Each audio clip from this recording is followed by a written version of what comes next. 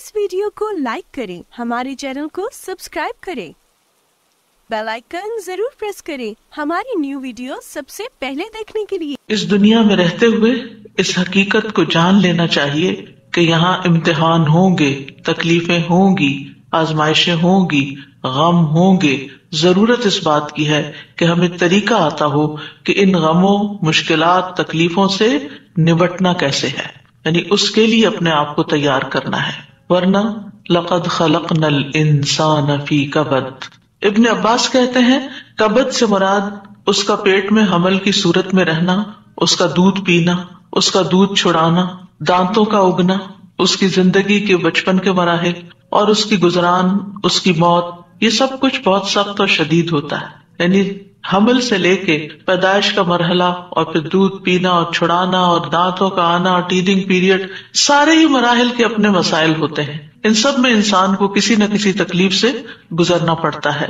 Qatada कहते हैं कि वो दुनिया और आखिरत दोनों की मुसीबतें झीलता है, तो आप इसको मुशक्कत में पड़ा हुआ ही पाएंगे, यानी इंसान है ही मुशक्कत में। इब्नुल जौजी कहते हैं दुनिया आजमाइशों और मुसीबतों के लिए बनाई गई। समझदार शख्स को चाहिए कि अपने नफ्स को सब्र पर आमादा करे, यानी यहाँ ये सब कुछ तो होगा ही, तकलीफें तो आएंगी, लेकिन जरूरत किस चीज की है कि हम अपने आप को समझाएं कि ये दुनिया मुश्किल जगह है, यहाँ सब्र करना जरूरी है। दुनिया मोमिन के लिए कैद खाना है। रसूलुल्लाह सल्लल्लाहु अलैहि वसल्लम ने फरमाया अद्दुनिया सिजनुल मुमिनी व जन्नतुल काफिरी। दुनिया मोमिन के लिए कैद खाना है और काफिर के लिए जन्नत है। तो इसका क्या मतलब है कि क्या काफिर को कोई मुशक्कत नहीं होती इस दुनिया में? होती है, लेकिन मुराद इससे ये है कि आखिरत की तकलीफों के मुकाबले में दुनिया में जो भी उसको मिला है वो उसके लिए जन्नत ही है, क्योंकि उसके लिए आखिरत में जन्नत नहीं है। और आखिरत मोमिन के लिए खुशहाली का घर है। जब मोमिन वहां पहुंचेगा तो पुकार उठेगा वक़ालुल हम्दुलिल्लाहिल्लज़ी अज़हब अन्नल हज़न इन्न रब्बना लगफ़ूरुन शकूर अल्लज़ी अहल्लना दारल मुक़ामति मिन फ़ज़लिही ला यमस्सुना फ़ीहा नसबुन वला यमस्सुना फ़ीहा लुग़ूब। और वो कहेंगे कि उस अल्लाह का शुक्र है जिसने हमसे गम को दूर कर दिया, यानी जन्नत में जाकर इंसान वाकई गम से दूर हो जाएगा। यकीनन हमारा रब बख्शने वाला कदरदान है, जिसने अपने फजल से हमें अबदी क़याम गाह में ला उतारा, जहां हमें न मशक्कत उठानी पड़ती है और न कोई थकावट लाहिक होती है, यानी ना ही कोई काम मुश्किल है और ना ही हम थकते हैं।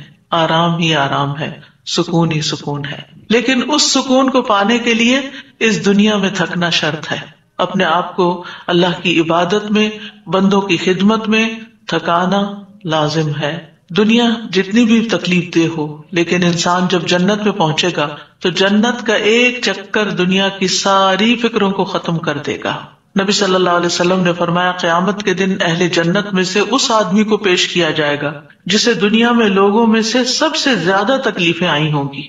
फिर उसे जन्नत में सिर्फ एक गोता देकर, यानी एक चक्कर लगवाकर पूछा जाएगा, ऐ इब्ने आदम, क्या तूने कभी कोई तकलीफ भी देखी?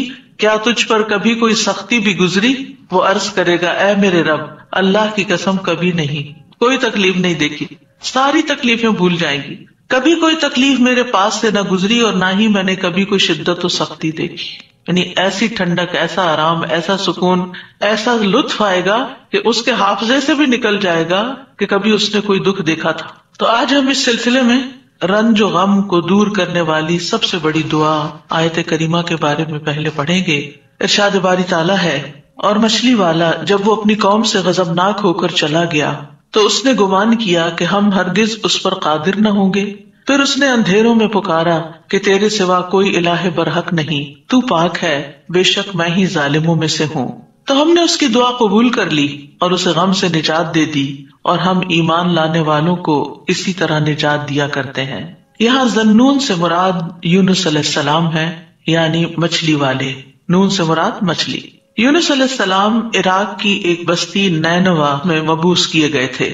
उन्होंने अपनी कौम को तौहीद की दावत दी, लेकिन वो मुसलसल इनकार करते रहे, जैसे कि हर कौम का शेवा रहा। तो आखिर उनसे उकता कर, तंग आकर, गुस्से की हालत में उनके हक में बद्दुआ की और अजाब की धमकी देकर अल्लाह की इजाजत के बगैर उन्हें छोड़कर निकल पड़े, जिसकी उन्हें इजाजत नहीं थी।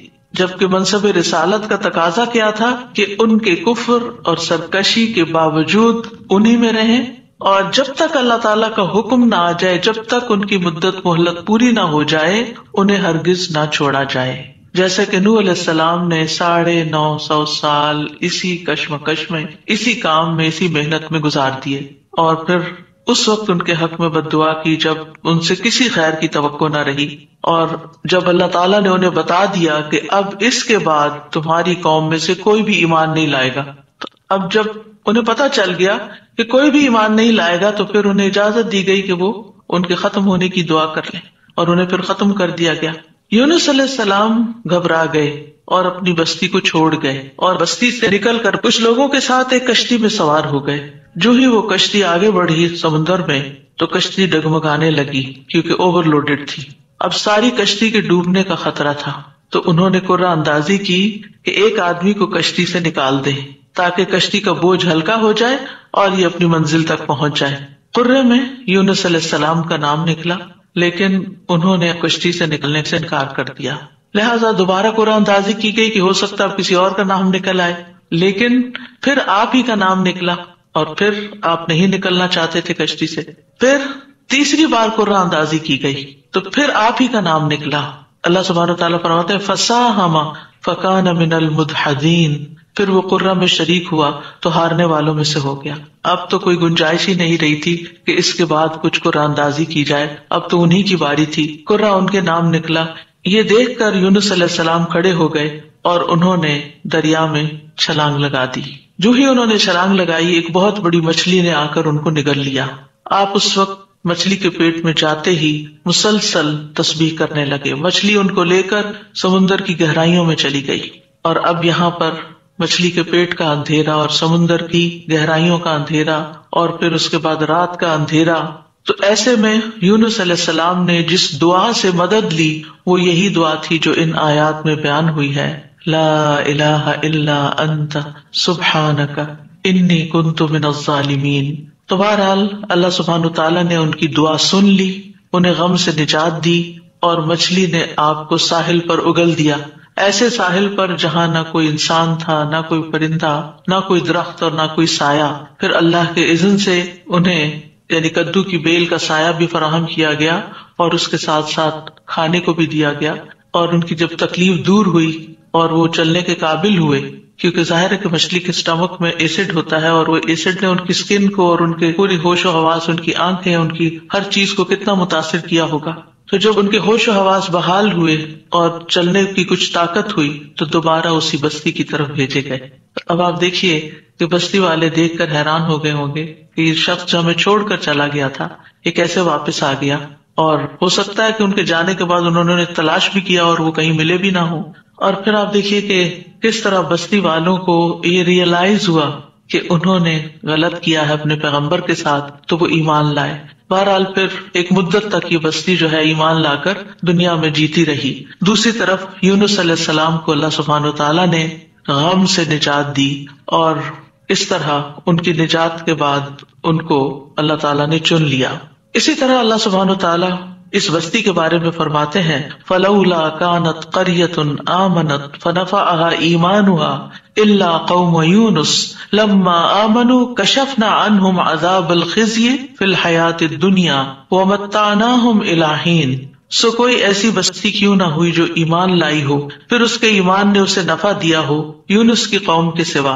جب وہ ایمان لے آئے تو ہم نے ان کی ذلت کا عذاب دنیا کی زندگی میں ان سے ہٹا دیا اور انہیں ایک وقت تک سامان دیا. کہا جاتا ہے کہ یونس علیہ السلام جب قوم کو چھوڑ کر گئے تھے اور ان لوگوں کو یہ بات سمجھ آ گئی کہ وہ نبی تھے اور وہ جھوٹ نہیں بولتے، تو وہ سب کے سب اپنے بچوں، چوپایوں، مویشیوں سب کو لے کر صحرا کی طرف نکل گئے اور ماؤں کو بچوں سے الگ کر دیا، اور اللہ سبحانہ تعالیٰ کے حضور میں رو رو کر دعائیں کی، حتیٰ کہ ان کے اونٹ بلبلانے لگے اور بچے بھی رونے لگے اور گایوں کے بچے ڈکرانے لگے اور بھیڑ بکریاں اور سارے جانور بولنے لگے. یعنی ایک سما ہوگا اس توبہ استغفار کا کہ کس طرح انہوں نے فریادیں کی. صاحب دیکھیے ادھر ان کا پیغمبر فریادیں کر رہا ہے اور ادھر ان کی قوم فریادیں کر رہی ہے اپنے سارے مال و متاع کے سمیت.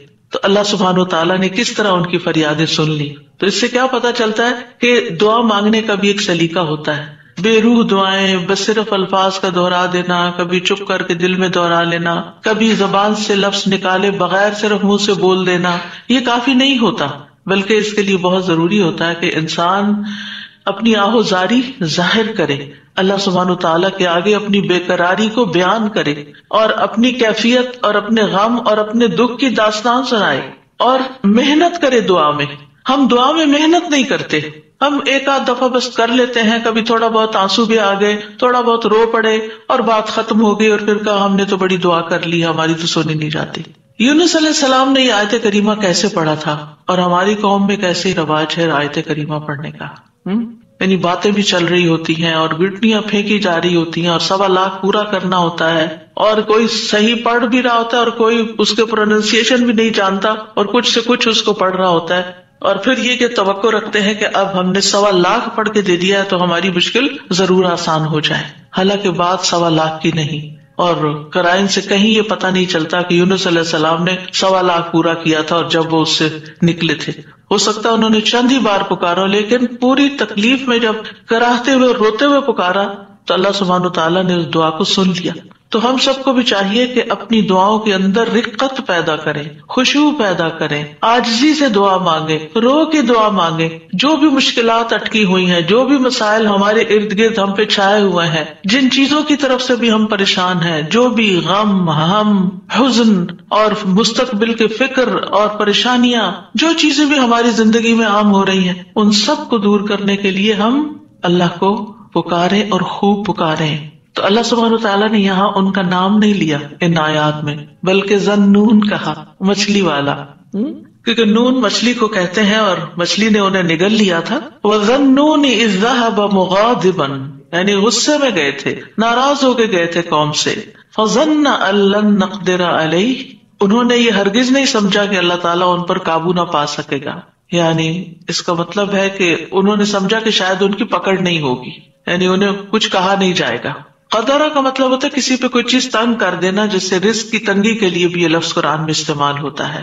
مطلب یہ ہے کہ یونس علیہ السلام جب اپنی قوم کو چھوڑ کر نکل رہے تھے تو انہوں نے یہ سمجھا تھا کہ اس پر وہ حق بجانب ہیں اور ان کی پکڑ نہیں ہوگی، یعنی ہم انہیں کچھ نہیں کہیں گے، لیکن پکڑ ہو گئی کیونکہ اللہ تعالیٰ کا حکم نہیں آیا تھا۔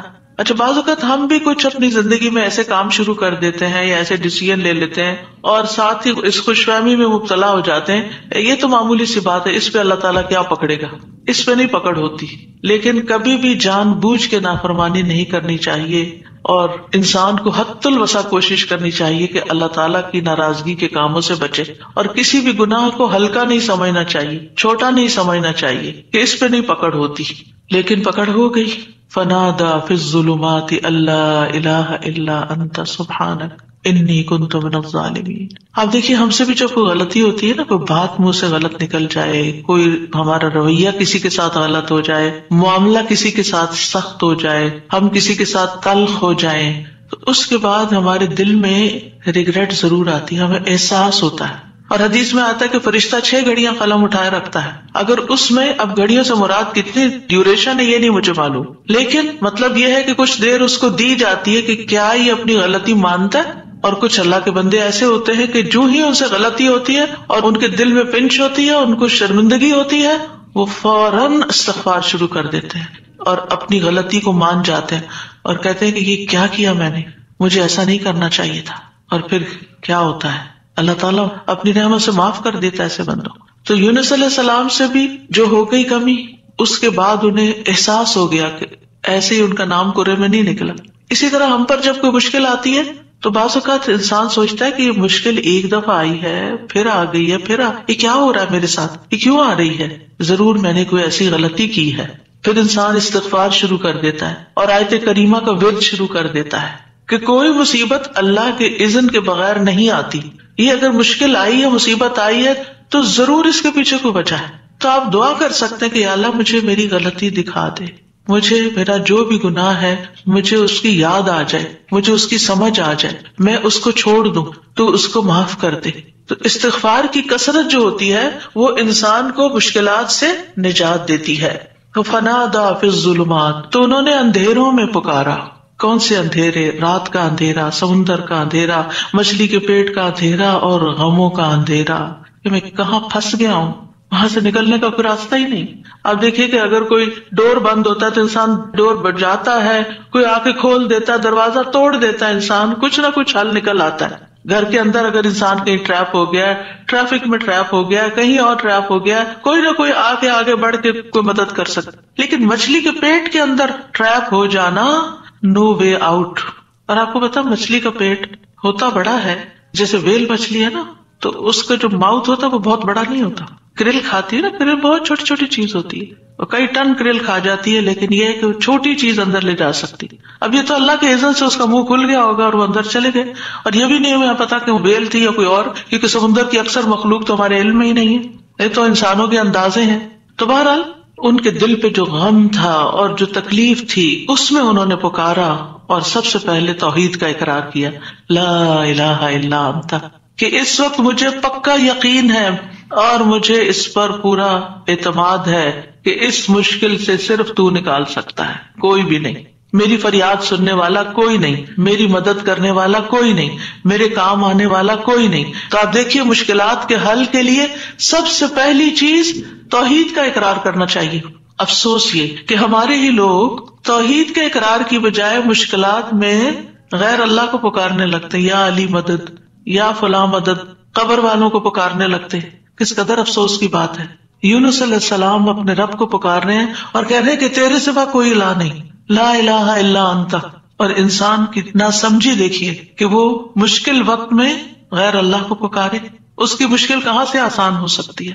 اور پھر اس کے بعد الا انت سبحانک، تو پاک ہے، یعنی اللہ تعالیٰ کی ذات کو ہر نقص، ہر عیب، ہر آفت سے منزہ اور پاک قرار دیا. ہمارے ہاں کیا ہوتا ہے، جب کوئی تکلیف آتی ہے یا ہم لوگوں کو بلیم کرتے ہیں، ان کی وجہ سے ہوا ہی ہے، فلاں نے نظر لگا دی ہے، یا پھر ہم اللہ تعالیٰ کو الزام دینے لگتے ہیں، اٹس ناٹ فیئر، میرے ساتھ اچھا نہیں ہوا. تو اب آپ دیکھیے جس بندے کی ڈائریکشن ہی صحیح نہیں، اس کی مشکلات کہاں سے حل ہوں گی. اگر آپ اپنے قصور کا ذمہ دار دوسرے کو ٹھہرا رہے ہیں، الزام تراشی کر رہے ہیں، دوسرے کی عیب جوئی کر رہے ہیں، دوسرے کی شکایتیں کیے چلے جا رہے ہیں، کیونکہ عام طور پر ہوتا کیا، جب انسان کو کوئی پرابلم آتی ہے، میاں بیوی مثلاً کوئی لڑائی ہوئی، تو اگر آپ عورت کا کیس سنیں تو سارا الزام میاں کو دے گی، میاں کا کیس سنیں تو سارا الزام بیوی کو دے گا. تو ایک دوسرے کو الزام دینے سے مسائل کبھی حل نہیں ہوتے. ہمیشہ دنیاوی معاملات میں بھی کوئی رکاوٹ آئے تو دیکھنا چاہیے کہ میں نے کون سا ڈیسیژن غلط کیا تھا، میری غلطی کہاں تھی. یونس علیہ السلام اللہ کے چنے ہوئے نبی تھے، ان کو سمجھ آ گیا کہ غلطی میں نے کی ہے اور اس کا اعتراف انہوں نے کیا. یاد رکھیے توبہ میں، استغفار میں سب سے پہلے اپنی غلطی کا اعتراف کرنا ہوتا ہے. اگر آپ بلیم گیم کھیلتے رہے، ایک دوسرے کے اوپر الزام تراشی کرتے رہے، ایک دوسرے پہ بال پھینکتے رہے، تو مسئلہ کبھی بھی حل نہیں ہو سکتا. مسئلے کو جاننا، مسئلے کو پہچاننا، مسئلے کا حل کرنا بہت ضروری ہوتا ہے. یہ ایسے ہی ہے کہ جیسے کوئی شخص بیمار ہو جائے اور ڈاکٹر اس کی اصل بیماری کو ڈائگنوز کرنے کی بجائے سب خرابی پیٹ میں ہے اور وہ ٹریٹ کر رہا ہے لوکلی کسی جگہ کو، کہاں سے علاج ہوگا؟ اگر اصل کاز پتا چل جائے اور اس کاز کو ہٹا دیا جائے. مثلا آپ دیکھیں الرجی کے کیسز میں کیا ہوتا ہے، آپ جتنی چاہے دوائیاں لگا لیں، جب تک آپ اس چیز کو اوائڈ نہیں کریں گے جس سے آپ الرجک ہیں، آپ کی بیماری دور ہو نہیں سکتی.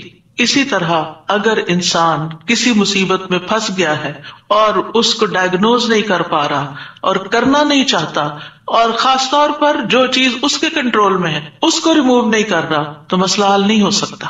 تو اللہ سبحانہ وتعالیٰ کے ہاں بھی دعا اور فریاد کا سلیقہ یہی ہے کہ انسان اپنے آپ کو قصوروار ٹھہرائے جہاں وہ قصوروار ہے، اور اگر قصوروار نہیں ہے، پکا یقین ہے سراسر آپ پہ ظلم ہوا ہے، پھر اللہ کی رحمت کو پکارے، یا حی یا قیوم برحمتک استغیث. ورنہ اپنی غلطیاں، اور کون انسان یہ کہہ سکتا ہے کہ وہ پاک باز ہے، اس سے کوئی غلطی نہیں ہوتی، قصور اس کا نہیں، کچھ نہ کچھ. ٹھیک ہے ایک کا 10% اور ایک کا 90% قصور، لیکن کہیں نہ کہیں 10% تو ہوتا ہے نا، اس 10% کی ہی غلطی کی معافی مانگ لیں. تو اعتراف جو ہے، گناہوں کا اعتراف، وہ انسان کو دنیا کی مشکلات سے بھی اور آخرت کی مشکلات سے اور گناہوں سے نجات دلاتا ہے. اب جو ہی انہوں نے یہ بات کی، یعنی 3 چیزیں ہیں اس میں، ایک توحید کا اقرار ہے، ایک اللہ کی تسبیح ہے، اور ایک اپنی غلطی کا اقرار ہے. 2 چیزیں اللہ تعالیٰ کے حق میں اور ایک اپنے حق میں. نتیجہ کیا ہوا؟ فاستجبنا لہ، ہم نے دعا قبول کر لی. ایسے طریقے سے اس نے پکارا کہ دعا قبول ہو گئی. ونجیناہ من الغم، ہم نے اس کو غم سے نجات دے دی. یہ قرآن کے الفاظ ہیں. لہذا جس کے دل پر کوئی بھی غم ہے کسی بھی چیز کا، اولاد کی طرف سے، ازواج کی طرف سے، یا مال کی طرف سے، یا کسی بھی طرح کا کوئی غم، ہم، فکر، پریشانی، اس کو انہی کلمات کو لازم کر لینا چاہیے اور اسی جذبے کے ساتھ پڑھنا چاہیے جس جذبے کے ساتھ یونس علیہ السلام نے پڑھا تھا. وَنَجَّيْنَاهُ مِنَ الْغَمِّ، اس وقت وہ غم میں گھرے ہوئے تھے تو اللہ نے ان کو نجات دے دی. وَكَذَلِكَ نُنْجِي الْمُؤْمِنِينَ، یہ صرف ان کے لیے نہیں تھا، ہم اسی طرح سارے مومنوں کو نجات دیتے ہیں. جو بھی یہ دعا پڑھے گا اس کو غم سے نجات مل جائے گی. تو گویا مومنوں کو اس بات کی ترغیب دی جا رہی ہے، اس بات کا سلیقہ سکھایا جا رہا ہے کہ غم اور دکھ اور تکلیف کے موقع پر انہیں کیا پڑھنا ہے، کیا کہنا ہے. اور جب انسان یہ دیکھتا ہے کہ سابقہ مومنین کو اس دعا کی وجہ سے تکلیف سے نجات ہوئی تو اس کا ایک یقین بڑھ جاتا ہے کہ اللہ تعالیٰ میری تکلیف بھی دور کر دے گا. اگر وہ رب یونس علیہ السلام کو مچھلی کے پیٹ سے نکال سکتا ہے تو میرا رب مجھے اس مشکل سے کیوں نہیں نکالے گا، کیوں نہیں نکال سکتا، وہ ضرور نکالے گا. تو اس سے خاص طور پر یہ بات پتہ چلتی ہے کہ تحلیل یعنی لا الہ الا اللہ اور تسبیح سبحان اللہ یا سبحانک، یہ ہر غم کو دور کرنے کے لیے مجرب نسخے ہیں. یہ دو چیزیں کرب اور مصیبت سے نجات دلاتی ہیں. تو جو شخص بھی اللہ کی کتاب پر ایمان رکھتا ہے، قرآن مجید کو اللہ کا کلام سمجھتا ہے، اللہ کے وعدے پر بھروسہ کرتا ہے، اللہ کی اس بات کو سچا سمجھتا ہے، تو پھر وہ اسی طریقے پر اس دعا کے ساتھ اپنے رب کو پکارے تو اللہ تعالیٰ اس کی دعا قبول کرے گا اور اس کو غم سے نجات دے گا. اس دعا کی فضیلت کے بارے میں احادیث بھی آتی ہیں.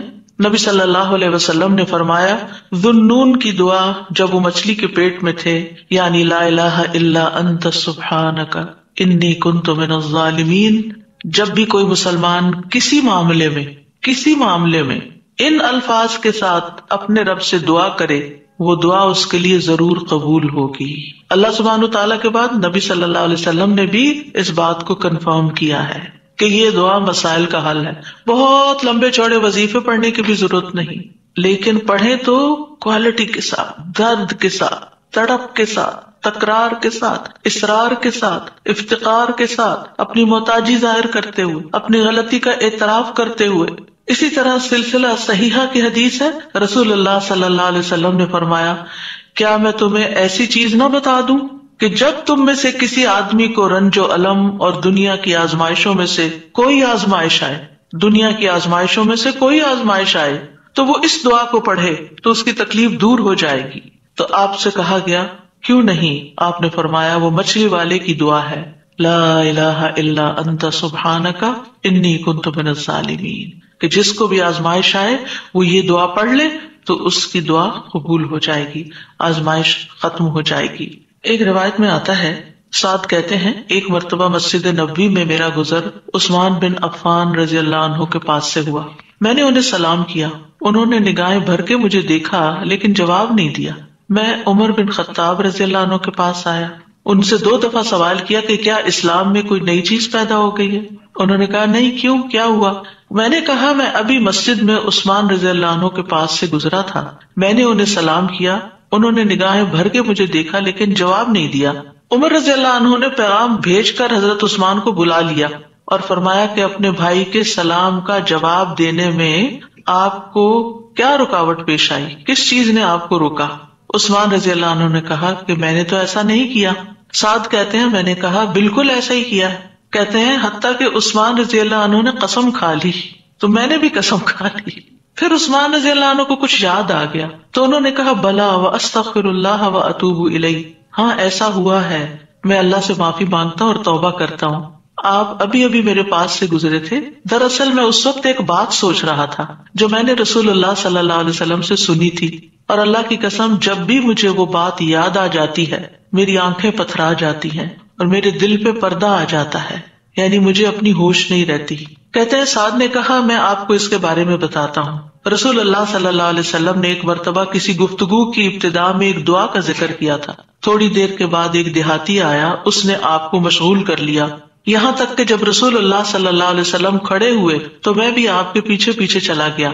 جب مجھے اندیشہ ہوا کہ جب تک میں آپ کے قریب پہنچوں گا آپ اپنے گھر پہنچ چکے ہوں گے تو میں نے اپنا پاؤں زمین پر مارا تو رسول اللہ صلی اللہ علیہ وسلم نے میری طرف توجہ کی. پوچھا یہ کون ہے؟ ابو اسحاق ہے. کہتے ہیں میں نے عرض کیا جی یا رسول اللہ صلی اللہ علیہ وسلم. آپ نے فرمایا کیا بات ہے؟ کہتے ہیں میں نے عرض کیا کہ آپ نے ہمارے سامنے ابتدا میں ایک دعا کا تذکرہ کیا تھا اور پھر ایک دیہاتی نے آپ کو مشغول کر لیا اور آپ نے وہ بتائی نہیں دعا. آپ نے فرمایا ہاں وہ یونس علیہ السلام کی دعا ہے جو انہوں نے مچھلی کے پیٹ میں مانگی تھی، یعنی لا الہ الا انت سبحانک انی کنت من الظالمین. کوئی بھی مسلمان جب بھی کسی معاملے میں ان الفاظ کے ساتھ دعا کرے گا تو دعا ضرور قبول ہوگی. اب آپ دیکھیے کہ یہ صحابہ ہیں، یعنی کہنے کو تو یہ حدیث کا آخری حصہ میں سنا کے آگے چلتی، لیکن مجھے یہ بات اس لحاظ سے اچھی لگتی ہے کہ اس میں ہمارے سیکھنے کی کچھ اور باتیں بھی ہیں. وہ یہ کہ اتنے جلیل القدر صحابی جو رسول اللہ صلی اللہ علیہ وسلم کے انتہائی قریب تھے، یعنی ان سے پائس امت میں کون ہو سکتا ہے؟ حضرت عمر ہو، حضرت عثمان ہو، حضرت علی ہو، حضرت ابوبکر رضی اللہ عنہ ہو، لیکن انسان تھے اور ان پر بھی ایسی غیر معمولی کیفیات آتی تھیں کہ وہ اپنی سوچوں میں یا اپنے حالت میں ایسے مشغول ہوتے تھے کہ ان کو سامنے کی چیز نظر نہیں آتی تھی. بعض اوقات ایسا کوئی غم ہوتا ہے، کوئی بات ہوتی ہے، ہو سکتا ہے نبی صلی اللہ علیہ وسلم نے آپ کی آخری وقت کے بارے میں فتنوں کی کوئی پیشن گوئی کی ہو، کیونکہ یہاں بات کا نہیں پتہ چلتا کہ کون سی بات ان کو ہر چیز بلا دیتی تھی. دوسری بات یہ کہ بعض اوقات انسان کا حافظہ ایسے ساتھ چھوڑ جاتا ہے کہ وہ کہتا ہے کہ یہ کام ہوا ہی نہیں. نہ صرف یہ کہ وہ کہتا ہے نہیں، بلکہ اس کے بعد قسم بھی کھا لیتا ہے. اب دونوں صحابہ نے قسم کھا لی، بعد میں احساس ہوتا ہے اوہ ہاں اب یاد آیا. ہو سکتا ہے آپ کے ساتھ کبھی ایسا کوئی مرحلہ ہوا اور اس کے بعد کس قدر شرمندگی ہوئی. پچھلے دنوں میرے ساتھ یہی ایک معاملہ ہوا. کسی نے مجھے کچھ امانت دی کسی کو دینے کے لیے اور میں جلدی میں تھی، وہ جلدی سڑک کے ڈرار میں بھول گئی. اس کے بعد جس کی امانت تھی اس نے مجھ سے پوچھا تو میں نے کہا کہ بالکل نہیں، مجھے تو کچھ پتا نہیں، کچھ پتا نہیں. 2-3 دفعہ انہوں نے پوچھا، انہیں ہر دفعہ کہا مجھے کچھ پتا نہیں، ایسا کچھ بھی نہیں. لا حول ولا قوت الا باللہ. پھر جب اس شخص سے پوچھا گیا تو پھر دور جا کے مجھے یاد ہے ہاں وہ میں نکل رہی تھی اور جلدی میں ایسے ہوا تھا.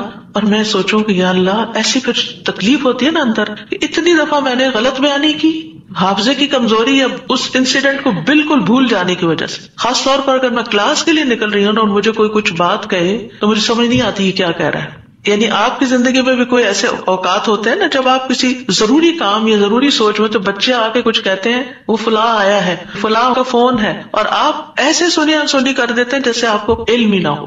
ہم سب انسان ہیں، ہم کمزور ہیں، ہم سے ایسی غلطیاں ہوتی ہیں، ہمیں ایسی غلطیوں کا احساس ہوتے ہی معافی مانگ لینی چاہیے. اور یہ جو ہم استغفار کرتے تو وہ کہتے کون سا گناہ کیے، کوئی گناہ تو ہے نہیں، کس بات کا استغفار. بے شمار گناہ ہیں ہمارے اور ہم نے اپنا اعمال نامہ کوئی نہیں دیکھا اب تک کہ جس سے ہمیں یہ پتا چلے کہ وہ مٹ چکے ہیں کہ نہیں مٹ چکے، اور ہمیں اسٹل ابھی اور معافی مانگنے کی ضرورت ہے. تو جب تک ہماری جان میں جان ہے ہم سے کچھ نہ کچھ غلطیاں کمیاں کوتاہیاں ہوتی رہیں گی، جانے انجانے. خلق الانسان ضعیفا، ہم کمزور پیدا کیے گئے، چاہے ہم نیکی کے، علم کے، اخلاق کے کسی بھی مرتبے پر ہوں، ہم کمزور ہیں، ہم میں کوئی بڑائی نہیں ہے اور ہم سب غلطیاں کرتے ہیں. تو ہونا کیا چاہیے؟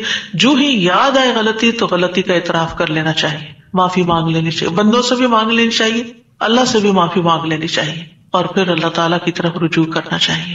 تو اللہ سبحانہ تعالیٰ معاف کر دینے والا ہے اور وہی ایک اکیلا ہے جو مشکلات سے نکال سکتا ہے. یہ پکا یقین ہونا چاہیے، اور جتنا زیادہ یہ یقین ہوگا نا اتنا ہی زیادہ ہم اللہ کی طرف رجوع کریں گے، اتنا ہی زیادہ محبت کے ساتھ پھر اللہ ہی کو پکاریں گے کہ دروازہ یہی ہے جس کو کٹکھٹانا ہے، ہمیں ادھر سے ہی مسئلہ حل ہونا ہے اور کوئی رستہ نہیں ہے. جتنی توحید خالص ہوگی اتنی ہی دعا مؤثر ہوگی. اور یہ دعا جو ہے اس کو دعا الکرب بھی کہا جاتا ہے، تکلیف دور کرنے والی دعا. ہمارے ہاں اس کو آیت کریمہ کہا جاتا ہے، ورنہ ہر آیت کریمہ ہے. کریمہ کا مطلب معزز، اور اس کی کوئی گنتی مقرر نہیں ہے. لیکن اگر آپ تکرار سے پڑھیں، 100 دفعہ پڑھ لیں، 20 دفعہ پڑھ لیں، 50 دفعہ پڑھ لیں، ضرور پڑھ لیں، کوئی وہ منع بھی نہیں ہے. لیکن ایک مخصوص تعداد میں پڑھنے سے ہی مشکل کا حل ہونا، یہ یقین رکھنا یہ غلط ہے، ایسا نہیں ہونا چاہیے. تو اس دعا میں پھر دوہرا دیتی ہوں کیونکہ اصل سبق یہ ہے جو آپ کو سیکھنا ہے. اور دعا تو آپ کو سب کو آتی، پہلے سے بھی پتا ہے، اور یہ حدیثیں بھی سنی ہوئی ہیں. جس چیز کو پلے باندھنا، جس چیز کو پکڑ کے رکھنا ہے، وہ کیا چیز ہے کہ جس سے یہ دعا اتنی افیکٹو ہے. تو اس میں 4 چیزیں ہیں. ایک ہے توحید، دوسرے ہیں اللہ کو ہر عیب اور نقص سے پاک قرار دینا، تیسرے اپنے عبودیت کا اقرار کہ میں بندہ ہوں، غلطیوں والا ہوں، اور چوتھے اپنی غلطی اور کوتاہی کو مان جانا، اپنی غلطی کا اعتراف کرنا. جس بندے کے اندر یہ چار چیزیں ہوں گی، جس دعا میں یہ چار چیزیں آ جائیں گی، انشاءاللہ وہاں مسائل حل ہو جائیں گے. اور پھر آپ دیکھیے کہ انسان کا نفس جو ہے نا، ایک دم ذرا سی بھی کوئی اس کو چیز ملے، کچھ حاصل ہو تو ایک سرکشی کا شکار ہو جاتا ہے، تکبر اور غرور میں آ جاتا ہے. تو اپنے آپ کو تکبر اور غرور سے نجات دینے، کیونکہ کچھ لوگوں کا خیال ہوتا ہے کہ I am very important and I can do every thing, اور میں سب کچھ کر سکتا ہوں، اور سیلف ریلائنس ہوں، میں سیلف میڈ ہوں، اور پتہ نہیں کیا کیا اپنے بارے میں جھوٹی توقعات، اور اپنے آپ کو بڑھا چڑھا کے پیش کرنا، اور اپنے آپ کو بڑی چیز سمجھنا. یہ چیزیں اللہ تعالیٰ کو پسند نہیں. لیکن افسوس یہ کہ یہاں کے کلچر کی وجہ سے یہ چیزیں ہمارے بچوں کے اندر اتنی انسٹل ہو گئی ہیں کہ وہ ایک ایروگنس کے لیول تک بعض اوقات اخلاق پہنچ جاتا ہے، جو کہ انتہائی خطرناک ہے. تو بچوں کی تربیت میں یہ ایلیمنٹ یاد رکھیں کہ ان کو کانفیڈینس دیں کہ یو کین ڈو، آپ ٹرائی کرو، آپ کر سکتے ہو، اللہ نے آپ کو یہ اور یہ اور یہ دیا، نعمتوں کو یاد کرائیں، لیکن اس کی ایک لکیر کھینچے، اس سے آگے نہیں جائیں. یو آر ناٹ ایوری تھنگ، کرنے والا اللہ ہے. انسان صرف اسباب اختیار کرتا ہے، لیکن ساری طاقت لا حول ولا قوت الا باللہ. اور پھر یہ کہ اللہ تعالیٰ کی جو خالق کی عظمت ہے اور اس کی جو اہمیت ہے ہماری زندگی میں، اس کا اظہار اور اقرار کرنا، اور اس کو پاک قرار دینا، اور اس سے ظلم کی نفی کرنا کہ آپ ظالم نہیں، میں ظالم ہوں، انی کنت من الظالمین، اور غلطیاں میری ہیں، یہ بہت ضروری ہے. جہاں تک غم اور پریشانی کا تعلق ہے زندگی میں، تو یاد رکھیے کہ غمگین رہنا ایمان کی علامت نہیں. ٹھیک ہے، یعنی ہر وقت غمگین نہیں رہنا چاہیے. غم ایمان کے مراتب میں سے نہیں. ابن قیم رحمہ اللہ کہتے ہیں، جان لیں غم راستے کی رکاوٹوں میں سے ہے. یعنی اللہ کی طرف جانے والا جو راستہ ہے، سالک کہتے ہیں نا جانے والے کو، آپ نے سنا ہوگا لفظ سالک. تو اللہ کی طرف جانے والا جو راستہ ہے، غم اس راستے کی رکاوٹ ہے. غم آپ کی ہمت، طاقت، صلاحیت کو کم کرتا ہے، آپ کی عبادت میں رکاوٹ ڈالتا ہے. آپ نماز شروع کر لیتے ہیں، آپ کو پتہ ہی نہیں ہوتا کہ کیا پڑھ رہے ہیں. آپ دعا مانگنے لگتے ہیں، آپ کا دل اڑا ہوا ہوتا ہے، آپ کو سمجھ نہیں آتی آپ کیا بول رہے ہیں. تو غم سے ہمیشہ پناہ مانگے کہ ہم پر غم نہ آئے. وہ کہتے ہیں یہ ایمان کے مراتب اور مقامات میں سے نہیں، اور نہ ہی اللہ کے راستے پر چلنے والوں کی منازل میں سے ہے. یہی وجہ ہے کہ اللہ نے کسی ایک جگہ پر بھی غم کرنے کا حکم نہیں دیا. صبر کا حکم دیا، شکر کا حکم دیا، توکل کا دیا، لیکن غم کرنے کا حکم نہیں دیا کہ غم کرو، غمگین رہو. اور نہ ہی غم کی کہیں تعریف فرمائی ہے، بلکہ غم سے منع کیا ہے. غم مصیبتوں میں سے ایک مصیبت ہے، اور ہمیں دعا کرتے رہنا چاہیے کہ اللہ تعالیٰ اس مصیبت کو ہم سے دور ہی رکھے. یہی وجہ ہے کہ جنتی لوگ جنت میں پہنچ کر کیا کہیں گے؟ الحمدللہ الذی اذہب عنا الحزن. سب تعریفیں اللہ کے لیے ہیں جس نے ہم سے غم دور کر دیا. یعنی جنتی جنت میں جا کر جس چیز سے خوش ہوں گے وہ کیا کہ جنت میں غم نہیں ہے، کوئی پریشانی نہیں ہے. اللہ سبحانہ و تعالیٰ بندے کو غمگین ہونے سے منع فرماتا ہے. سورۃ آل عمران میں جنگ احد کے سلسلے میں اللہ تعالیٰ فرماتے ہیں اذ تسعدون ولا تلوون علی احد والرسول يدعوكم في اخراكم فاصابكم غما بغم لكي لا تحزنوا على ما فاتكم ولا ما اصابكم والله خبير بما تعملون. اور وہ وقت یاد کرو جب جنگ احد میں تم بھاگے چلے جا رہے تھے اور کسی کی طرف مڑ کر بھی نہ دیکھتے تھے، حالانکہ اللہ کا رسول تمہیں پیچھے سے بلا رہا تھا. پھر اللہ نے تمہیں رنج پر رنج دیے تاکہ تم ایسی بات پر غم نہ کرو جو تمہارے ہاتھ سے نکل جائے، اور نہ ایسی مصیبت پر غم کرو جو تم پہ نازل ہو، اور جو کام بھی تم کرتے ہو اللہ ان سے خوب واقف ہے. یعنی یہ ٹریننگ ہو رہی تھی. یعنی ایک کے بعد ایک صدمہ کیوں آیا؟ تاکہ غم زندگی سے نکل ہی جائے.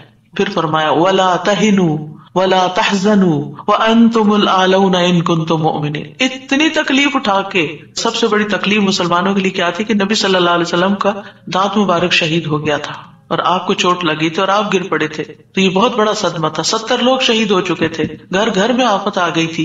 لیکن اتنے بڑے صدمے کے بعد بھی اللہ تعالیٰ کا حکم کیا ہے؟ وَلَا تَهِنُوا وَلَا تَحْزَنُوا. غمگین مت رہو، غم نہیں کرو. غم کا موقع ہے، غم کی بات ہے، لیکن فرمان نہیں غم نہیں کرنا، کیونکہ غم انسان کو کھوکھلا کر جاتا ہے. غم انسان کو کمزور کر جاتا ہے. تمہیں تو آئندہ ابھی اور مقابلے کرنے ہیں، اور اگر تم غم منانے بیٹھ گئے تو ہمت جرت سب کچھ چلا جائے گا، بزدل ہو جاؤ گے. غم ایک مصیبت نہیں، غم مصیبتوں کی لائن لے کے آتا ہے، ایک کے بعد ایک مصیبت اس کے ساتھ چلی آتی ہے. اس لیے غمگین نہیں ہونا. موسیٰ علیہ السلام کی والدہ نے جب موسیٰ علیہ السلام کو چھوڑنا تھا دریا میں تو اللہ تعالیٰ نے ان کی طرف الہام کیا کہ بچے کو دودھ پلاتی رہو ابھی، پھر جب تجھے اس کے قتل کا خوف ہو تو اسے دریا میں ڈال دینا. اور کیا کرنا؟ ولا تخافی ولا تحزنی، نہ خوف کرنا نہ غم کرنا. اللہ اکبر. کوئی بھی ماں جس کا بچہ چھوٹا ہو وہ تو کسی دوسرے کے ہاتھ میں بھی بچے کو دیتے ہوئے خوف اور غم کا شکار ہوتی ہے. خوف کیا ہوتا ہے؟ پتہ نہیں گرا ہی نہ دے بچے کو، اور غم کیا ہوتا ہے کہ جدائی ہو گئی ہے بچے سے، پتہ نہیں کیا سکھا دیں اس کو، پتہ نہیں کیسے پیش آئے اس سے. تو ماں اگر اپنا بچہ کسی اور کو دیتی ہے تو غمگین ہوتی. کہاں یہ کہ باسکٹ میں ڈال کے دریا میں ڈال دو، اور ساتھ اللہ کا حکم خوف اور غم کرنا ہی نہیں. اب بتائیں کیا کرے، کیسے دل کو تھامے.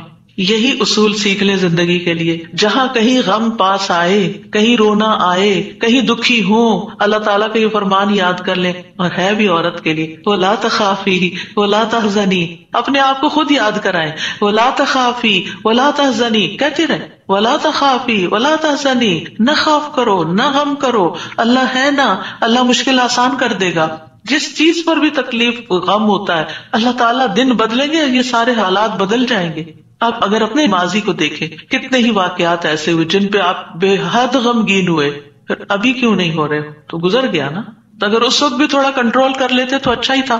کیونکہ یہ جو سٹریس ہوتا ہے نا، اور یہ غم اور خوف کا مجموعہ سٹریس پھر بن جاتا ہے. اور یہ جو سٹریس ہوتا ہے نا، یہ انسان کو بیمار کر دیتا ہے، فزیکلی بھی کمزور کرتا ہے، اور ایمانی اعتبار سے بھی کمزور کرتا ہے، روحانی اعتبار سے کمزور کرتا ہے. انسان کا دل کمزور ہو جاتا ہے، چھوٹی سی بات سنتا ہے تو اس کے حواس باختہ ہو جاتے ہیں، کسی بھی چیز کا مقابلہ نہیں کر پاتا. تو اللہ سبحانہ وتعالیٰ نے ان کو کہا غم نہ کرو، بے شک ہم اسے تیرے پاس واپس لانے والے ہیں، واپس ہمارے پاس آئے گا. اور آپ اپنا بچہ کسی کو بھی دیتے ہیں تو واپس آپ ہی کے پاس آتا ہے، اور اسے رسولوں میں سے بنانے والے، اللہ یہ کہ اللہ اپنے پاس بلا لے، پھر تو ہم سے زیادہ اللہ کا ہے نا. انا للہ و انا الیہ راجعون. نبی صلی اللہ علیہ وسلم نے غار ثور میں کیا کیا تھا؟ اذ ہما فی الغار اذ یقول لصاحبہ لا تحزن، غم نہیں کرنا، ان اللہ معنا. یعنی کس طرح بے یار و مددگار انسان ایک ایسی جگہ پر ہو جہاں ساری قوم دشمن بنی ہوئی ہو اور پھر بھی غم نہ کرے، سارے ساتھ چھوڑ دے، الٹا مخالفت کرے، جان کے دشمن بن، پھر بھی غم نہیں کرو، غم نہیں کرو. اور حضرت ابوبکر تو نبی صلی اللہ علیہ وسلم کے لیے غمگین ہو رہے تھے نا. ابن قیم کہتے ہیں 4 چیزیں جسم کو برباد کر دیتی ہیں: پریشانی، غم، بھوک اور بیداری. پریشانی اور غم پختہ عزم کو کمزور کر دیتے ہیں اور دل میں کمزوری پیدا کر دیتے ہیں، اور بندے اور اس کے کاموں میں محنت کرنے کے درمیان رکاوٹ بن جاتے ہیں جو کام اس کے لیے مفید ہوتے ہیں. یعنی آپ پروڈکٹیو نہیں رہتے، اور یہ سفر کا راستہ کاٹ دیتے ہیں. یعنی جو اللہ کی طرف جانے کا راستہ ہوتا ہے نا، اسے کاٹ دیتے ہیں اور اس کو پسپائی کی طرف الٹا کر دیتے ہیں، یا رکاوٹ بن کر اس کو سفر سے روک دیتے ہیں. یعنی وہ اللہ کی طرف جانا ہی بند کر دیتا ہے. یعنی ایک شخص اچھا بھلا کچھ سیکھ رہا ہوتا ہے، کلاسز جوائن کی بھی ہوتی ہے، کوئی کام کر رہا ہوتا ہے، یا کسی بات سے غمگین ہو جاتا ہے، جانا ہی چھوڑ دیتا. ابھی کیوں نہیں آ رہے؟ بس ڈپریشن کا شکار ہے، کہیں جانے کو دل نہیں کرتا. آپ اچھا بھلا ایک کام کر رہے تھے، آپ بیکار ہو کے بیٹھ گئے، کیا یہ نقصان نہیں ہے؟ اور اس غم کی حالت میں انسان کی عقل ایسے ماری جاتی کہ اس کو اپنا نقصان بھی نہیں سمجھ آتا کہ یہ میں اپنا ہی نقصان کر رہا ہوں، اپنے آپ کو کھا رہا ہوں. غم کیا ہے؟ خود کو کھانا. تو خود کو کھانے سے تو مسئلہ حل نہیں ہوگا، مسئلہ تو جہاں ہے وہی ہے، وہ تو اللہ نے دور کرنا ہے. اس سارے کیفیت کو، اس احساس کو، اس شدت کو دعاؤں میں لگا دیں، دعاؤں میں کنورٹ کر دیں. امام ابن قیم کہتے ہیں یا اس کے علم سے رکاوٹ بن جاتے، علم کے لیے رکاوٹ بن جاتا ہے غم. تو یہ چیزیں سفر پر جانے والے کی پشت پہ بہت بھاری بوجھ ہے. پریشانی، غم، بھوک اور بیداری. یعنی جو صحیح نیند نہیں لیتا رات کی، جو صحیح فوڈ نہیں لیتا، یعنی اپنی ضرورت کی غذا نہیں لیتا، اور جو غم اور پریشانی کا شکار رہتا ہے، وہ شخص کسی کام کا نہیں رہتا، بیکار، نکما. اور آپ دیکھیں جب انسان بیکار ہوتا ہے نا، جو کوئی کام کا نہیں ہوتا، کسی کی خدمت اور مدد میں نہیں ہوتا، وہ تنہا ہو جاتا ہے، اس کی کوئی قدر و قیمت نہیں رہتی، کوئی اس کو لک فارورڈ نہیں کرتا، کوئی اس سے محبت نہیں کرتا. بیکار انسان اپنی قدر گنوا دیتا ہے. وہ کہتے ہیں پنجابی کا محاورہ ہے، چم نہیں کم پیارا. چم کا مطلب ہوتا ہے چمڑا، اسکن، یعنی اگر آپ کی اسکن بڑی گلو کر رہی ہے تو وہ کسی کو اچھی نہیں لگے گی. آپ جتنا چاہے میک اپ لگا کے خوبصورت بن کے آ جائیں، لیکن اگر آپ کام کے بندے ہیں نا، کسی کے آپ کام کرتے ہیں، آپ پروڈکٹیو ہیں، آپ کسی کے مددگار ہیں، تو ہر کوئی آپ سے پیار کرے گا. یہ ایک اصول، ایک فطرت کی بات ہے. چاہے اپنے بچے ہی کیوں نہ ہو، اگر وہ بیکار رہنے کے عادی ہو گئے ہیں تو آپ دن رات ان پہ غصہ کرتے ہیں کہ تم سست ہو، تم بیکار ہو، تم کسی کام کے نہیں ہو. اور اس کو بیکار کس چیز نے کیا؟ فکر، پریشانی، غم، دکھ، تکلیف، ان چیزوں نے. تو ان کا علاج کرنا ہوگا. ابراہیم بن ادہم کہتے ہیں غم دو طرح کے ہوتے ہیں، ایک غم تمہارے حق میں ہے اور ایک غم تمہارے خلاف ہے. پس وہ غم جو تمہارے حق میں ہے وہ آخرت کے بارے میں غم کرنا ہے. سارے غموں کو ایک میں ڈھال لے، اور وہ ہے آخرت کا غم کہ وہاں میرا کیا ہوگا، کیا میں جنت میں جا سکوں گی یا نہیں. وہ کہتے ہیں کہ ایک غم تمہارے حق میں ہے، وہ آخرت کے بارے میں غم کرنا اور اس کی خیر و برکات کے بارے میں غم کرنا ہے. اور وہ غم جو تمہارے خلاف ہے وہ دنیا اور اس کی زینت کے بارے میں غم کرنا ہے، دنیا کے فائدوں کے بارے میں غم کرنا کہ کوئی چیز چلی گئی. وہ دنیا کی زینت کیا ہے؟ مثلا اپنی جوانی، اپنا حسن، یہ ساری چیزیں کیا ہے وقت کے ساتھ ساتھ ڈھل جاتی ہیں. پھر کچھ لوگ اس پر غم لگا بیٹھتے ہیں کہ ہم پہلے سے خوبصورت نہیں رہے، پہلے سے اسمارٹ نہیں رہے، پہلے سے ایکٹیو نہیں رہے. اور کچھ لوگ تو ہر وقت رونا ہی روتے رہتے ہیں، اب میرا حافظہ کمزور ہو گیا ہے، اب میں سوچ نہیں سکتی. ایک خاتون کو میں جانتی ہوں کہ پچھلے 20 سال سے یہی بات ہر وقت کرتی ہے جب ملتی ہے. اتنی بیزاری ہوتی ہے ایسی باتیں سن کے، کیونکہ جب آپ ایسی باتیں کرتے رہتے ہیں نا تو اس سے آپ دوسروں کو بیزار کرتے ہیں اور اپنی قدر کھوتے ہیں کہ اچھا اب یہ بندہ بیکار ہو گیا ہے، اب یہ کام کا نہیں رہا، چھوڑو اس کو. ہم کیا چاہتے ہیں؟ ہمدردی لینا دوسرے سے، یہ کہہ کے کہ میں کمزور ہوں، بیمار ہوں. ہم سمجھتے ہیں دوسرے ہمدردی کریں، ایک دن کریں گے، 2 دن کریں گے، پھر کیا ہوگا؟ ہر وقت تھوڑی کریں گے. ہر وقت ہائے ہائے کرتے رہنے سے آپ دوسروں کو بیزار کرتے ہیں. المؤمن القوی خیر واحب الی اللہ من المؤمن الضعیف. قوی مومن، طاقتور مومن بہتر ہے، اچھا ہے، خیر ہے، اور اللہ کو زیادہ پیارا ہے کمزور مومن سے. اب آپ اللہ کے پیارے بننا چاہتے ہیں یا نہیں؟ بننا چاہتے ہیں تو بہادر ہو جائیں، ہوشیار ہو جائیں، غموں کا رونا اتار پھینکیں. پھر آپ دیکھیے ابن قیم کہتے ہیں جب انسان صبح کرے اور شام کرے اور اس کی صرف ایک ہی فکر ہو اور وہ ہے اللہ سبحانہ تعالیٰ کے ساتھ رابطہ جوڑنا، تو ایسے انسان کی تمام ضرورتوں کو اللہ اپنے ذمے لے لیتا ہے. ساری ضرورتیں، یعنی آپ اللہ تعالیٰ کے ساتھ کنیکٹ رہیں اور لوگوں کو بھی اللہ سے کنیکٹ کریں. آپ کے کام اللہ کے ذمہ، اور اللہ تعالیٰ اس سے ہر پریشان کرنے والے کام کا ضامن ہو جاتا ہے. سبحان اللہ، کتنی بڑی بات ہے. اور اس کے دل کو اپنی محبت کے لیے، اس کے زبان کو اپنے ذکر کے لیے، اور اس کے اعضاء کو اپنی اطاعت کے لیے فارغ کر دیتا ہے. لیکن اگر وہ صبح شام اس حال میں کرے کہ دنیا ہی اس کی پریشانی ہو، کہ دنیا ہی اس کی پریشانی، دنیا کی کوئی چیز اس کی پریشانی بنی ہوئی ہے، کوئی انسان ہے، کوئی کام ہے، کوئی چیز ہے، تو اللہ اس پر دنیا کے غم، پریشانیاں اور تکلیفیں لاد دیتا ہے. ایک پریشانی ہے نا، ایک اور آ جائے گی، ایک اور آ جائے گی، اور آ جائے گی، کٹھی ہو جائیں گی. اس کو اس کے نفس کے حوالے کر دیتا ہے. تو اللہ اس کے دل کو اپنی محبت سے ہٹا کر مخلوق کی محبت میں مشغول کر دیتا ہے. یہ بھی ایک سزا ہوتی ہے کہ انسان انسانوں کی محبت کا قیدی ہو جاتا ہے. ان کی خوشی سے انسان خوش، ان کے غم سے انسان غمگین. اس کی اپنی کوئی زندگی نہیں، اس کے اپنے پاس خوش ہونے کے لیے کوئی چیز ہی نہیں، اور اس کی زبان کو اپنے ذکر سے ہٹا کر لوگوں کے ذکر کے ساتھ مشغول کر دیتا ہے. پھر وہ لوگوں کی باتیں کرتا رہتا ہے. وہی کتنی بیزاری ہوتی ہے نا جب لوگ لوگوں کی کوئی خراب باتیں آپ سے کریں، کسی کے عیب کھولیں آپ کے سامنے، کسی کی غیبت کریں، کسی کے الزام تراشی کریں، یا اپنی لڑائی جھگڑوں کو اس طرح ذکر کریں. یہ کوئی خوشگوار گفتگو تو نہیں ہوتی. تو یہ بھی سزا کی ایک قسم ہوتی کہ ہر وقت انسان اس قسم کی باتیں کرتا رہے اور اس کے اعضاء کو اپنی اطاعت سے ہٹا کر لوگوں کے کاموں میں مشغول کر دیتا ہے. انبیاء کا خاص وصف یہ تھا کہ وہ آخرت کو ہر وقت یاد رکھتے تھے اور ہر معاملے کو اسی کو پیش نظر رکھ کے نبھاتے تھے. ان کے بارے میں آتا ہے انا اخلصناہم بخالصۃ ذکر الدار، بے شک ہم نے انہیں ایک خاص صفت کے ساتھ چن لیا جو اصل گھر کی یاد ہے.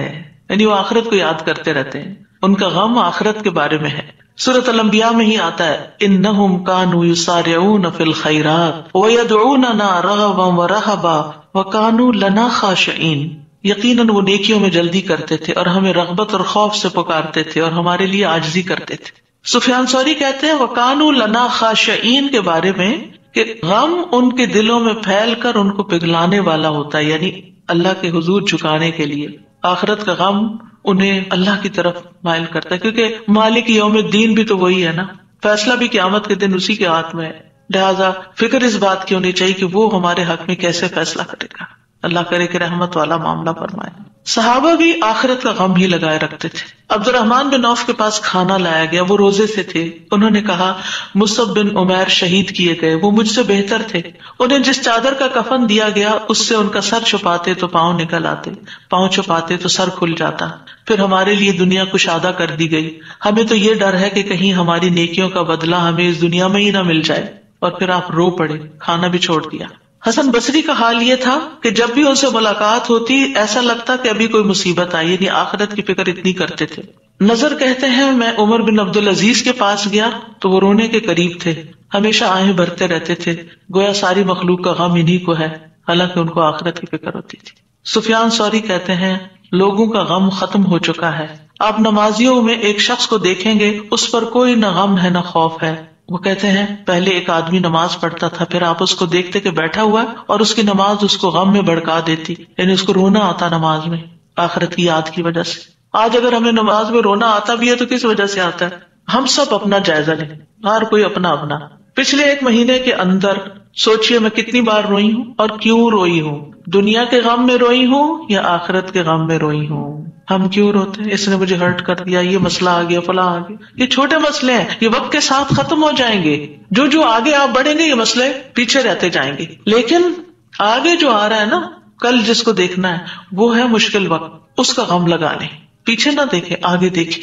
صحابہ نماز ضائع ہونے پہ غم زدہ ہوتے تھے، عبادت نہ کر سکنے پر غمگین ہوتے تھے، فتنوں میں پڑنے پہ غمگین ہوتے تھے، ہر دن زندگی کو کم کر رہا ہے اس بات میں غمگین ہوتے تھے. اس بات میں نہیں کہ دنیا چھوڑ جائیں گے تو کیا بنے گا، یہ سارے ہمارے مال اسباب اور جو ہم نے اتنی محنت سے کمائے اس کا کیا ہوگا. اس بات کا غم کہ حساب کا وقت قریب آ رہا ہے، ہر دن موت سے قریب کر رہا ہے، ہر دن قبر سے قریب کر رہا ہے. آگے میرا حساب ہونا ہے، میں کیا اس کے لیے تیار ہوں؟ کیا میں نے اپنے سارے کام نپٹا لیے؟ تو بات یہ ہے کہ رنج و غم زندگی کا حصہ ہے، لیکن دنیا کا غم نیچے آ جانا چاہیے اور آخرت کا غم اوپر آ جانا چاہیے. یہ ہم نے کرنا ہے. اور دنیا کے غموں سے بچنے کے لیے سب سے پہلے توحید کا یقین، اللہ کی طرف رغبت، تقدیر پر یقین کہ جو تکلیفیں آ رہی ہیں نا یہ تقدیر کا حصہ ہیں، ان کو ایکسپٹ کر لیا جائے.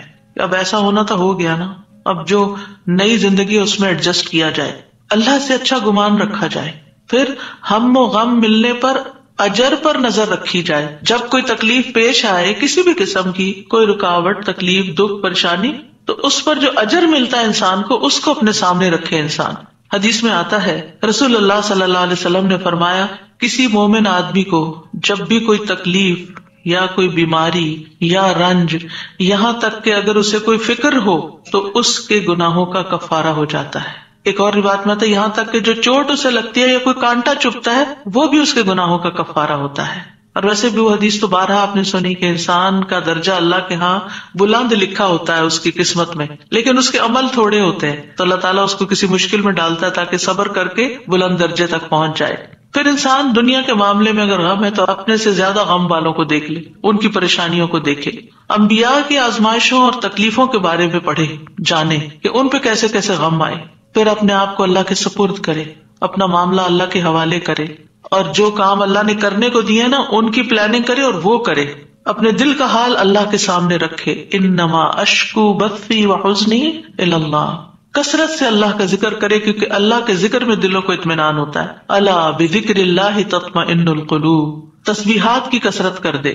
نبی صلی اللہ علیہ وسلم نے فرمایا جو اپنے مال کو خرچ کرنے سے بچائے، دشمن سے مقابلہ کرنے سے ڈرے، رات سے خوف کھائے کہ وہ اس کو پریشان کرتی ہے، تو وہ اس قول کی کثرت کر دے سبحان اللہ والحمد للہ ولا الہ الا اللہ واللہ اکبر. اور اگر ولا حول ولا قوت الا باللہ بھی پڑھ لے تو اس کا اپنا فائدہ ہے الگ سے. پھر یہ کہ اپنے فرائض اور اپنی ذمہ داریوں کو پورا کرے انسان. بہت دفعہ انسان کی بیکاری اس کو غمگین کرتی ہے، کرنے کا کوئی کام نہیں ہے، فارغ ہے، کوئی مقصد نہیں زندگی میں، کوئی منزل نہیں، کچھ اچیو کرنے کو نہیں، دن آتا ہے چلا جاتا ہے. تو یہ چیزیں بھی انسان کو پریشان رکھتی ہیں. جب آپ کی گول سیٹنگ ہوگی ہر روز کی، صبح سویرے اٹھتے ہی اور ارلی مارننگ کام شروع کر دیں گے تو پریشانیاں بھاگ جائیں گی، ان کو آپ کے پاس آنے کا وقت نہیں ملے گا کیونکہ آپ مصروف ہیں، آپ ان کو ٹائم نہیں دیں گے کیونکہ آپ کے پاس اور کام ہے. لیکن جب آپ فارغ ہوتے ہیں تو وہ آ جاتی ہیں آپ کا دل اڑانے. پھر نماز سے مدد حاصل کرنا. وَاسْتَعِينُوا بِالصَّبْرِ وَالصَّلَاةِ. انبیاء گھبراہٹ میں نماز کی طرف لپکتے تھے، اور جو نماز چھوڑ دیتا ہے اللہ کی مدد اس سے چھٹ جاتی. تو نماز کی پابندی، صدقہ کرنا، صدقات انسان کے غموں کو دور کرنے کا باعث ہے. اللہ تعالیٰ فرماتے ہیں الذین ينفقون اموالهم باللیل والنہار سرا وعلانیہ فلہم اجرہم عند ربہم ولا خوف علیہم ولا هم يحزنون. جو لوگ دن رات کھلے چھپے اپنا مال خرچ کرتے ہیں انہیں اپنے رب سے اس کا اجر ضرور مل جائے گا. ایسے لوگوں کو نہ کچھ خوف ہوگا نہ وہ غمگین ہوں گے. پھر اسی طرح دین پر استقامت غم اور خوف کو دور کرتی ہے. دین کے کاموں میں جمے رہیں. ان الذین قالوا ربنا اللہ ثم استقاموا فلا خوف علیہم ولا هم يحزنون. یقیناً وہ لوگ جنہوں نے کہا کہ اللہ ہمارا رب ہے پھر اس پر خوب قائم رہے، ان پر نہ کوئی خوف ہوگا نہ وہ غمگین ہوں گے. پھر حالات سے کمپرومائز کرنا، حالات سے راضی رہنا. جیسے ابراہیم علیہ السلام حضرت ہاجر کو جب چھوڑ گئے مکہ کی وادی میں تو وہ پریشان ہوئی کہ میں اکیلی، میرا بچہ اکیلا، ہم یہاں کیا کریں گے، نہ کھانا نہ پینا نہ کچھ. تو دوڑتی ہوئی حضرت ابراہیم کے پیچھے آئیں. جب وہ واپس جا رہے تھے تو ان سے پوچھا اللہ ہمارا کب حاضر، اللہ نے آپ کو اس کا حکم دیا کہ ہمیں یہاں اکیلے چھوڑ دیں؟ تو ابراہیم علیہ السلام نے اس بات میں سر ہلایا. کہنے لگی پھر اللہ تعالیٰ ہمیں تنہا نہیں چھوڑے. اگر اللہ کا حکم ہے نا تو ٹیک کیئر کر لے گا. ایسے ہی بندہ مومن کہتا ہے اگر یہ اللہ کا فیصلہ ہے نا تو وہ میری ٹیک کیئر کر لے گا، مجھے فکر کرنے کی ضرورت نہیں ہے. زبان سے رب کی رضا کے کلمات ہمیشہ ادا کریں. کاش اور افسوس ہو گیا اس کے الفاظ نہیں استعمال کریں. یہ کہیں جو اللہ کی مرضی، جو تقدیر میں لکھا تھا وہ ہوا. اچھے کاموں میں مصروف ہوں، خدمت خلق میں مصروف ہوں. رسول اللہ صلی اللہ علیہ وسلم نے فرمایا وہ لوگ اللہ تعالیٰ کو زیادہ محبوب ہیں جو دوسروں کے لیے زیادہ فائدہ مند ہوں، اور اللہ عز و جل کے ہاں سب سے پسندیدہ اعمال یہ ہیں مسلمان کا اپنے بھائی کو خوش کر دینا. آپ خود غمگین بھی ہیں، دکھی بھی ہیں، دوسروں کو خوش کرنا شروع کر دیں، آپ بھی خوش ہو جائیں گے. کیونکہ خوشی کنٹیجیس ہوتی ہے، خوشی پھیلانے سے پھیلتی ہے. اس سے کوئی تکلیف دور کر دینا، یعنی اوروں کی تکلیف دور کرے اللہ آپ کی دور کر دے گا. اس کا قرضہ چکانا، اسے کھانا کھلانا، اور مجھے کسی بھائی کی ضرورت پوری کرنے کے لیے اس کے ساتھ چلنا اس مسجد نبوی میں 1 مہینہ اعتکاف کرنے سے زیادہ محبوب ہے. اور جس نے اپنے غصے کو روک لیا اللہ اس کی خامیوں پر پردہ ڈال دے گا، اور جو اپنے غصے کو نافذ کرنے کی سخت کے باوجود پی گیا اللہ اس کے دل کو قیامت کے دن امیدوں سے بھر دے گا. اور جو اپنے بھائی کے ساتھ اس کی ضرورت پوری کرنے کے لیے چلا اللہ تعالیٰ اس کو اس دن ثابت قدم رکھے گا جس دن قدم ڈگمگا جائیں گے. اور بد اخلاقی اعمال کو یوں تباہ کرتی ہے جیسے سرکہ شہد میں بگاڑ پیدا کر دیتا ہے. یعنی شہد میں اگر سرکہ ڈال دے تو سرکے کا ٹیسٹ غالب آ جائے گا، شہد کا پیچھے چلا جائے گا. پھر اسی طرح اپنی فوڈ پر بھی نظر رکھیں. کھانا پینا بھی انسان کے اندر جو کیمیکل امبیلنسز ہوتے ہیں، ہارمونل چینجز اثر انداز ہوتا ہے. لہذا غم کے موقع پر تلبینہ کھلانا جو ہے غمگین شخص کو وہ فائدہ دیتا ہے. یہ حضرت عائشہ سے روایت ہے کہ جب کوئی ان کے رشتہ داروں میں سے فوت ہو جاتا تو عورتیں جمع ہو جاتی. جب وہ منتشر ہوتی صرف رشتہ دار اور خاص لوگ رہ جاتے تو حضرت عائشہ ان کو ہنڈیا میں تلبینہ پکانے کا حکم دیتی.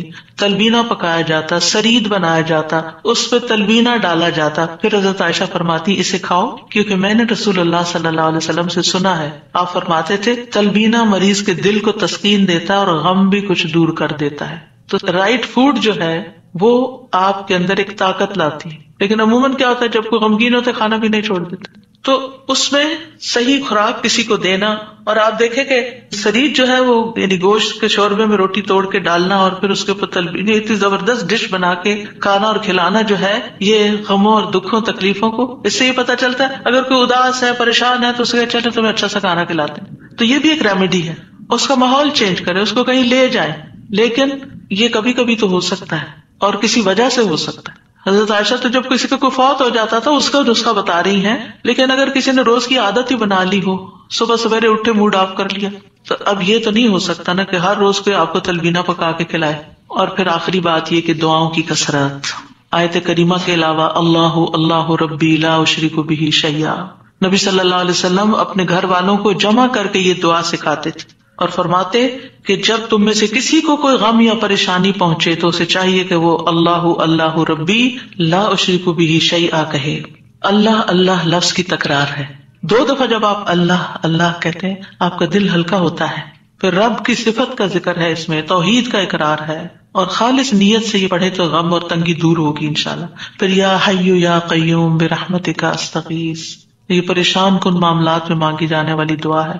اس میں اللہ تعالیٰ کا اسم اعظم ہے، اس میں اللہ تعالیٰ کی دو صفات کے ساتھ، دو ناموں کے ساتھ وسیلہ پکڑا گیا ہے، الحی القیوم.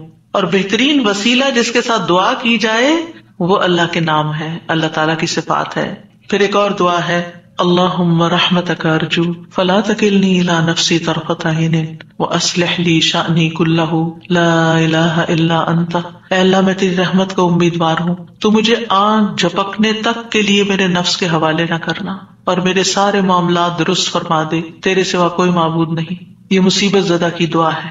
رسول اللہ صلی اللہ علیہ وسلم نے فرمایا دعوات المکروبی، پریشان حال کی دعا. اور اس میں خاص طور پر اللہ کی رحمت کا ذکر ہے کہ اللہ میں تیری رحمت کی امید کرتی ہوں، اور میرا نفس تو بڑا کمزور ہے، مجھے اس کے حوالے نہ کرنا ورنہ میں تو پڑ جاؤں گی، اور ایک لمحے کے لیے بھی نہیں. اب دیکھیے بعض اوقات آپ نے ایکسپیرینس کیا ہوگا، یہ میں اپنے پرسنل ایکسپیرینس سے بات کر رہی ہوں، ایک لمحے کے لیے کوئی خیال آ جاتا ہے کسی بھی چیز کا، کوئی ایسی پریشان کن چیز، آپ کا سارا جو سکون ہے وہ برباد ہو کے رہ جاتا ہے. تو میں سب سوچتی ہوں کہ یہ شیطان تھا جس نے وار کیا ہے تاکہ اس بندے کا جو اطمینان قلب اور سکون اور خشوع اور سب برباد ہو. یعنی وہ ایسے تیر چلاتا ہے جیسے، فوراً یہ دعا پڑھے. تو نبی صلی اللہ علیہ وسلم تکلیف آنے پر یہ دعا پڑھتے، لا الہ الا اللہ العظیم الحلیم، لا الہ الا اللہ رب العرش العظیم، لا الہ الا اللہ رب السماوات ورب الارض ورب العرش الکریم. اس میں اللہ سبحانہ وتعالیٰ کے نام کے علاوہ العظیم اور الحلیم اور رب العرش العظیم اور رب العرش الکریم کی اور رب السماوات والارض کی بات کی گئی ہے. یعنی اللہ تعالیٰ کی صفات کو بیان کیا گیا ہے، اور پھر توحید کا اقرار ہے. توحید کا اقرار غموں کو دور کرنے کا باعث ہے کہ میرے لیے اللہ کافی ہے، حسبی اللہ ونعم الوکیل، اللہ کافی ہے میرے لیے. پھر اللہم انی اعوذ بک من الہم والحزن والعجز والکسل والبخل والجبن وضلع الدین وغلبۃ الرجال. اے اللہ میں تیری پناہ میں آتا ہوں دکھ، غم، عاجزی، سستی، بخل، بزدلی، قرضداری کے بوجھ اور لوگوں کے اپنے اوپر غلبے سے. نبی صلی اللہ علیہ وسلم سفر میں کثرت سے یہ دعا پڑھتے کیونکہ سفر میں یہ ساری چیزیں آ جاتی ہیں نا اکٹھی ہو کے.